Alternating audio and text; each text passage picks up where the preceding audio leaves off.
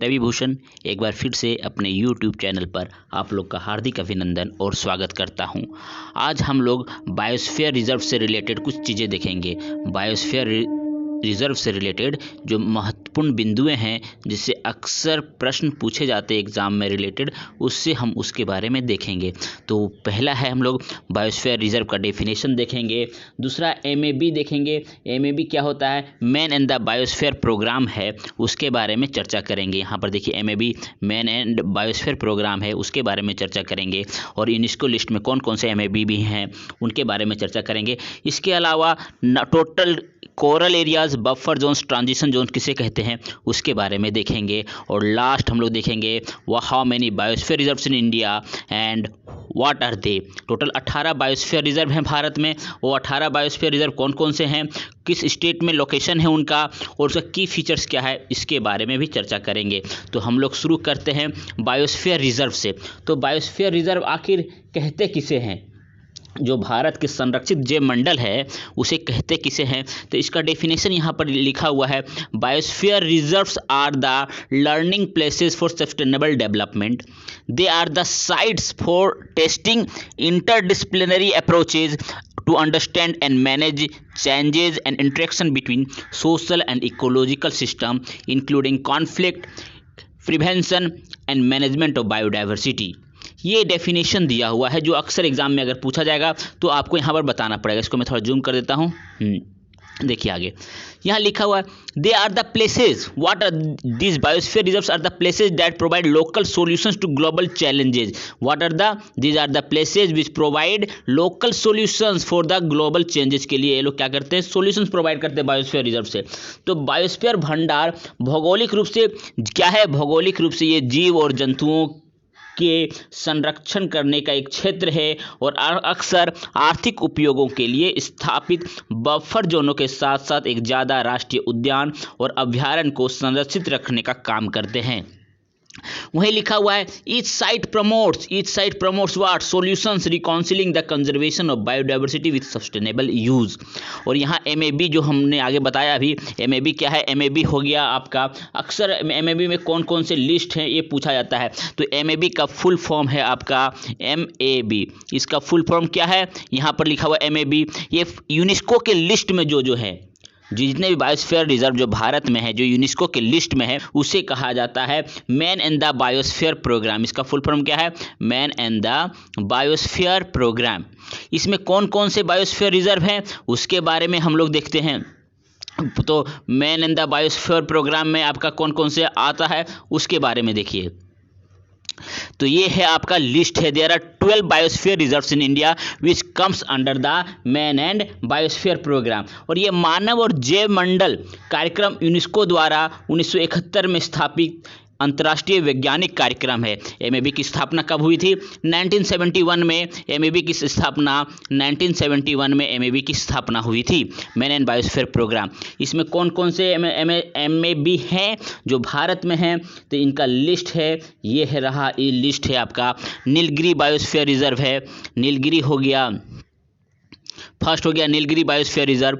दूसरा है gulf of Mannar biosphere reserve. Third है सुंदरबन बायोस्फीयर रिजर्व। इसके बारे में हम लोग चर्चा भी करेंगे कि इन लोग जो बायोस्फीयर रिजर्व हैं और जो भारत के बायोस्फीयर रिजर्व हैं, जब हम लोग भारत के लिस्ट के बारे में चर्चा करेंगे बायोस्फीयर रिजर्व के बारे में, तो उसके हर एक बायोस्फीयर रिजर्व के हम लोग की पॉइंट्स भी देखेंगे, उसका स्थापना भी देखेंगे। लेकिन MAB यूनेस्को लिस्ट में ये लोग कब गया था उसके बारे में भी हम लोग देख लेते हैं। तो Nilgiri biosphere reserve, total 12 biosphere reserve हैं जो MAB के लिस्ट में है।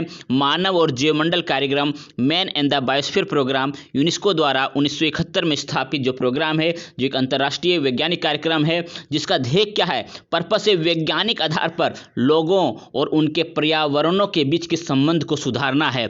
मतलब ह्यूमंस के बीच में और किसके इन्वायरमेंट के बीच में जो रिलेशन है, इसको क्या करना है, सुधारना है। नेक्स्ट है इसमें देखिए सुंदरबन हो गया, नंदा देवी बायोस्फीयर रिजर्व, इसको 2004 में यूनेस्को लिस्ट में डाला गया था। नौकरेक बायोस्फीयर रिजर्व हो गया, Pachmarhi biosphere reserve, Simlipal biosphere reserve ये उड़ीसा में है। उसी तरह अचानक कमार बायोस्फीयर रिजर्व या अमरकंटक बायोस्फीयर रिजर्व है। और क्या है, और नेक्स्ट देखिए, और आपका आ जाएगा great Nicobar biosphere reserve, Agasthyamalai biosphere reserve, Kanchenjunga biosphere reserve हो गया, Panna biosphere reserve. These are the 12 biosphere reserves which comes under the MAB programme, man and the biosphere programme. इसके अलावा कुछ चीज़ें हैं जो है, देखिए, कोर एरियाज, बफर जोन्स और ट्रांजिशन जोन। ये कोर एरियाज, बफर जोन और ट्रांजिशन जोन कहते किसे हैं? तो कोर एरियाज, बफर जोन और ट्रांजिशन जोन का अगर डेफिनेशन देखेंगे तो कोर एरियाज क्या होता है, देखिए, ये मान लीजिए एक सर्कल ये रहा, दूसरा सर्कल ये रहा और तीसरा सर्कल एटमॉस्फेयर का, एनवायरनमेंट का ये रहा। तो जो ये कोर एरिया, जो सेंट्रल पार्ट है, इसी को हम लोग कहते हैं कोर एरियाज। इसमें क्या होता है, मोस्टली प्रोटेक्टेड जो जितने भी प्लांट्स हैं, एनिमल्स हैं, और इसमें रखा जाता है इन the mid of the forest. ये इसमें हो गया, इसको कहते हैं core areas. This one is the, ये हो गया आपका कोर एरियाज। इसमें क्या है, इसमें है आपका मोस्ट प्रोटेक्टेड, जितने भी एनिमल्स हैं मोस्ट प्रोटेक्टेड, जिसको ज़्यादा संरक्षण की आवश्यकता होती है, वो चल जाते हैं आपके किस लिस्ट में, इसमें चल जाते हैं कोर एरियाज में। नेक्स्ट है आपका ये कोर एरियाज हो गया, first one is core areas. Second one जो मिड वाला है, इसे हम लोग कहते हैं बफर जोन। बफर जोन, इसमें क्या होता है, इट सराउंड्स और adjoints the core areas and is used for activities comprising sound ecological active practices that can reinforce scientific research, monitor, training and education purpose के लिए। तो बफर जोन है ये less protected but not least protected, मतलब core areas से कम protected होते हैं बफर एरियाज, बट इससे जो लास्ट में है ट्रांजिशन एरिया, इससे ज़्यादा प्रोटेक्टेड होते हैं। तो हम लोगों ने तीनों देख लिया, कोर एरियाज, बफर एरियाज और ट्रांजिशन एरिया, और तीनों का डेफिनेशन भी समझ लिया। तो कोर एरियाज क्या गया, most protected in the mid of the forest. और यहाँ कोर एरियाज में क्या है, no human activities are allowed. यहाँ पर हो गया ह्यूमन एक्टिविटीज आपका अलाउड नहीं है कोर एरियाज में। कोर एरियाज में ह्यूमन एक्टिविटीज़ को अलाउड नहीं किया जाता है। बफर एरियाज हम लोग देखे थे ये less but not least protected, और यहाँ लास्ट में हम लोग देखे थे ट्रांजिशन एरियाज, यहाँ ह्यूमन एक्टिविटीज़ आर अलाउड। जो ह्यूमन एक्टिविटीज़ हैं ये कहाँ, ट्रांजिशन एरिया में अलाउड है। The transition area is where activities of social, forestry, cultural and ecologically sustainable economic and human activities are allowed. अब हम लोग देखते हैं, मूव करते हैं, how many biosphere reserve in India, और उसके क्या क्या की फीचर्स हैं, कहाँ सिचुएटेड है, उसके बारे में चर्चा करेंगे। अक्सर इससे एक या दो प्रश्न हमेशा एग्ज़ाम में पूछे जाते हैं। अगर हम इसको पढ़ लेंगे, इसको एक बार देख लेंगे अच्छे से, तो हमें ये प्रबल संभावना होगी कि एग्ज़ाम में जो प्रश्न आएंगे उसे हम आराम से अच्छी तरह से कर सकते हैं। तो भारत के संरक्षित जो जैव मंडल है उसके बारे में चर्चा करते हैं। तो पहला जैव मंडल आता है नीलगिरी बायोस्फीयर रिजर्व। कौन सा है, नीलगिरी बायोस्फीयर रिजर्व। इसकी स्थापना हुई थी 1986 में। 1986 में नीलगिरी बायोस्फीयर रिजर्व की स्थापना हुई थी। ये लोकेशन कहाँ है, ये Wayanad, Nagarhole, Bandipur and Mudumalai, Nilambur, silent valley के पास है। और ये कहाँ पड़ता है, ये पड़ता है आपका नीलगिरी बायोस्फीयर रिजर्व तमिलनाडु, केरला और कर्नाटका के बॉर्डर पर ये आपका है। कौन सा, नीलगिरी बायोस्फीयर रिजर्व। नेक्स्ट हम लोग देखते हैं क्या है, सेकंड है 1988 में 1988 में नंदा देवी बायोस्फीयर रिजर्व की स्थापना हुई थी। और ये कहाँ पर है, नंदा देवी है आपका उत्तराखंड में या वेस्टर्न हिमालयाज में। और यहाँ पर जो मेन फीचर्स है इसके, जो फोना फ्लोरा जो मिलते हैं एनिमल्स अगर की बात करें तो स्नो लेपर्ड यहाँ मिलते हैं, इसके अलावा हिमालयन ब्लैक बियर भी मिलते हैं। जबकि नीलगिरी बायोस्फीयर रिजर्व में क्या देखे थे, नीलगिरी तहर, टाइगर, लायन और टेल्ड मैकाऊ के जैसे जानवर आपको नीलगिरी बायोस्फीयर रिजर्व में देखने को मिलेगा। अगर क्षेत्रफल की बात करेंगे तो नीलगिरी जो है इसका क्षेत्रफल होगा 5520 किलोमीटर स्क्वायर हो जाता है। और जो नंदा देवी का है जो उत्तराखंड में है इससे बड़ा है, 5860 किलोमीटर स्क्वायर इसके एरिया है। अब हम लोग आगे देखते हैं, और है आपका gulf of Mannar. Gulf of Mannar कहाँ पड़ेगा, तमिलनाडु में पड़ेगा। टोटल कितने बायोस्फीयर रिजर्व मैंने बताया था, टोटल 18 बायोस्फीयर रिजर्व हैं। बायोस्फीयर रिजर्व की संख्या कितनी है भारत में, 18 है, जिसमें से हम लोगों ने 2 देख लिया, नीलगिरी और नंदा देवी। नीलगिरी तमिलनाडु, केरल और कर्नाटक में स्थित है, जबकि नंदा देवी राष्ट्रीय उद्यान एवं बायोस्फीयर रिजर्व आपका उत्तराखंड में स्थित है। अब हम लोग गल्फ ऑफ मन्नार की बात करते हैं। मन्नार की खाड़ी 1989 में जिसकी स्थापना हुई थी, और Indian part of gulf Mannar extending from Rameshwar island in the north to Kanyakumari in the south of Tamil Nadu and Sri Lanka. तो ये मेनली तमिलनाडु में स्थित है और ये कोस्टल एरियाज है, और यहाँ पर जो मेन जानवर मिलते हैं उसका नाम है डुगोंग। और इसका एरिया है कितना, इसका एरिया हो जाएगा आपका 10,500 किलोमीटर स्क्वायर। आपका मन्नार की खाड़ी का जो बायोस्फीयर रिजर्व है उसका एरिया है। हम लोग देख लेते हैं नेक्स्ट, नोकरेक। नोकरेक कहाँ पर है? नोकरेक जिसकी स्थापना 1988 में हुई थी। नोकरेक है आपका मेघालय स्टेट में, मेघालय की राजधानी शिलोंग। तो ईस्टर्न हिल्स में है नोकरेक। वहीं पर गारो हिल्स है, 3 पहाड़ियाँ हैं, गारो, खासी और जयंतिया। तो गारो पहाड़ी में ही आपका नोकरेक बायोस्फीयर रिजर्व है और इसमें रेड पांडा यहाँ पर मिलते हैं। नेक्स्ट है 5th बायोस्फीयर रिजर्व की बात करें तो सुंदरबन बायोस्फीयर रिजर्व, जिसकी स्थापना 1989 में हुई थी और ये गंगा ब्रह्मपुत्र डेल्टा का पार्ट है। वेस्ट बंगाल में सुंदरबन एरिया पड़ता है, बायोस्फीयर रिजर्व पड़ता है, डेल्टा है, और यहाँ रॉयल बंगाल टाइगर के लिए आपका सुंदरबन फेमस है। नेक्स्ट है आपका, हम लोग आगे बढ़ते हैं, सिमलीपाल। सिमलीपाल कहाँ है? सिमलीपाल है उड़ीसा में, और इसकी जो सिमलीपाल है, ये सिमलीपाल स्थित कहाँ है? सिमलीपाल बायोस्फीयर रिजर्व ये उड़ीसा में स्थित है। और इसकी स्थापना कब हुई थी?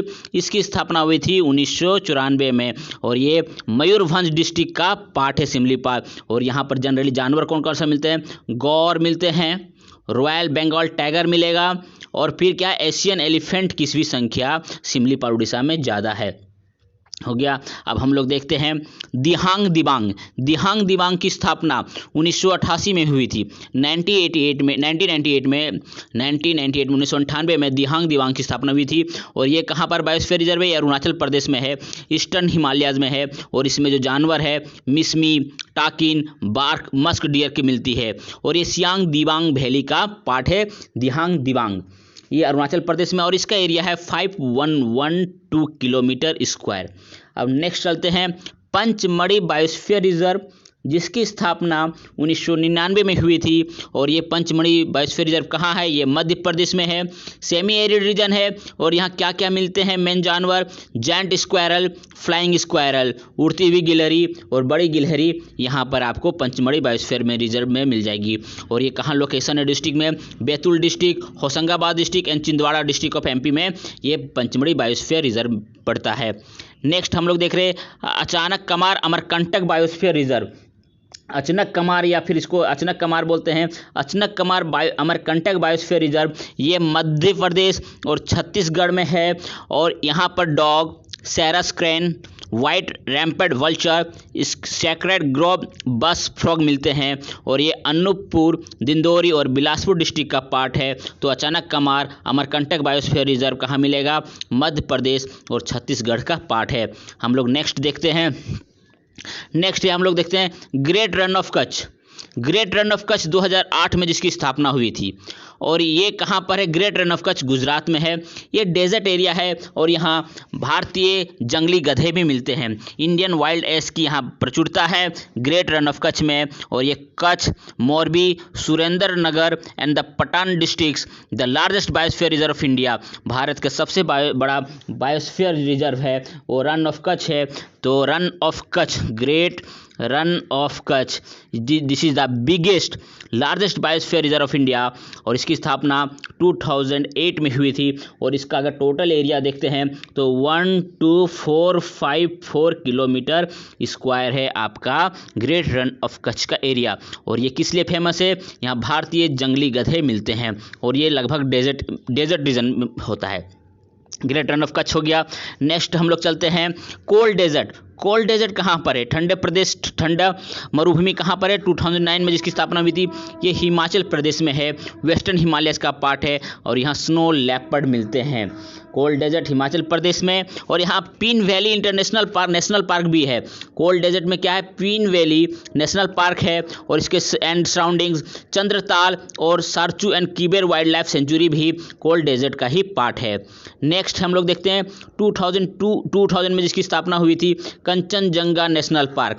कंचनजंगा नेशनल पार्क किस राज्य में है? तो ये सिक्किम में है, ईस्ट हिमालय का पार्ट है। और यहाँ पर भी स्नो लेपर्ड और रेड पांडा मिलते हैं। 14 नंबर देखते हैं Agasthyamalai biosphere reserve. Agasthyamalai biosphere reserve Kerala और तमिलनाडु का पार्ट है, वेस्टर्न घाट में मिलता है और यहाँ पर जो जानवर मिलते हैं नीलगिरी तहर, एशियन एलिफेंट भी मिलते हैं। 15 नंबर 1989 में जिसकी स्थापना हुई थी ग्रेट निकोबार बायोस्फीयर रिजर्व। ये अंडमान और निकोबार आइलैंड में है, एक आइलैंड पार्ट है और यहाँ पर फेमस किस लिए है, किस जानवर के लिए फेमस है ग्रेट निकोबार बायोस्फीयर रिजर्व? तो सॉल्ट वाटर क्रोकोडाइल के लिए ये फेमस है और ये अंडमान और निकोबार का सदर्न मोस्ट पॉइंट में ग्रेट निकोबार बायोस्फीयर रिजर्व आपका स्थापित है। और 3 और बचते हैं। 16 नंबर हम लोग देख लेते हैं। 16 नंबर है दिब्रू सिखोवा। ये है दिब्रू सिखोवा, ये असम में है। कहाँ पर स्थित है ये दिब्रू सिखोवा? डिब्रूगढ़ है ना, वही दिब्रू सिखोवा ये आपका असम में स्थित है और यहाँ वाइट विंग्ड वुड डक मिलते हैं, वाटर बफेलो, ब्लैक ब्रेस्टेड पेट्रोबिल मिलते हैं, टाइगर कैप्ड लंगूर की यहाँ पर अधिक जानवर ये लोग मिलते हैं। And this is the part of Dibrugarh and Tinsukia district, इसीलिए इसका नाम क्या है? इसका नाम पड़ा आपका डिब्रू सिखोवा। 17 नंबर देखिए। 17 नंबर शेषचलम पहाड़ियाँ, शेषचलम हिल्स, जिसकी स्थापना 2010 में हुई थी। ये शेषचलम कहाँ पर है? आंध्र प्रदेश का पार्ट है और ये स्लेंडर लॉरिस जानवर यहाँ पर मिलते हैं। Seshachalam hill range covering parts of Chittoor and Kadapa districts of Andhra Pradesh. और लास्ट है आपका पन्ना राष्ट्रीय उद्यान। पन्ना राष्ट्रीय उद्यान आपका पड़ जाता है मध्य प्रदेश में, एमपी का पार्ट है पन्ना रिजर्व पार्क और ये part of Panna and Chhatarpur districts in Madhya Pradesh. ये मध्य प्रदेश में है पन्ना बायोस्फीयर रिजर्व। और यहाँ पर क्या मिलता है? यहाँ पर आपको बंगाल टाइगर, चिंकारा, नीलगाय एंड सांभर जानवर यहाँ प्रचुरता में मिलते हैं। इसके अलावा भी कुछ जो संभावित बायोस्फीयर रिजर्व है उसके बारे में अगर हम देखते हैं तो संभावित जो बन सकते हैं बायोस्फीयर रिजर्व फ्यूचर में, वो संभावित कौन कौन से हैं बायोस्फीयर रिजर्व हैं? तो संभावित बायोस्फीयर रिजर्व कहते हैं वन और पर्यावरण मंत्रालय द्वारा चयनित बायोस्फीयर रिजर्व के लिए संभावित साइटों की अगर सूची निम्नलिखित है। एक है अबुझमठ है आपका छत्तीसगढ़ में अबुझमठ है, वो भी संभावित लिस्ट में है कि उसको आगे जाकर कर बायोस्फीयर रिजर्व की दर्जा दिया जाएगा।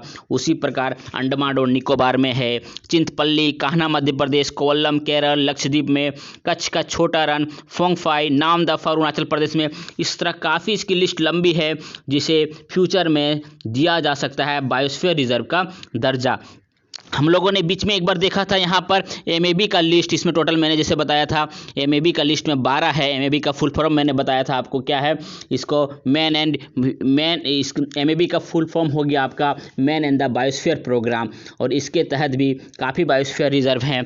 कितने हैं यूनेस्को लिस्ट में? तो टोटल 12 है। There are 12 biosphere reserves in India which are in the list of MAB program, man and biosphere programme. और इसमें था Nilgiri biosphere, gulf of Mannar, Sundarban biosphere reserve, Nanda Devi, Nokrek, Pachmarhi, Similipal, Achanakmar, great Nicobar biosphere reserve, Agasthyamalai biosphere reserve, Kanchenjunga और Panna biosphere reserve. ये पन्ना biosphere reserve 2018 में जोड़ा गया था और कंचनजंगा बायोस्फीयर रिजर्व भी 2018 में यूनेस्को के लिस्ट में जोड़ा गया था। तो यूनेस्को के मानव और संरक्षित जैवमंडल एमएबी प्रोग्राम सूची के आधार पर 18वां जैवमंडल आपका कौन सा है? पन्ना बायोस्फीयर रिजर्व। तो आज के लिए हम लोग इतना ही रखते हैं। नेक्स्ट क्लास में हम लोग और कुछ देखेंगे। तो आज हम लोगों ने देखा बायोस्फीयर रिजर्व, उससे जितने भी रिलेटेड इंपॉर्टेंट पॉइंट हैं जो एग्जाम में प्रश्न पूछे जा सकते हैं उसके बारे में चर्चा किया। नेक्स्ट क्लास में कुछ और लेके आएंगे, तब तक के लिए धन्यवाद।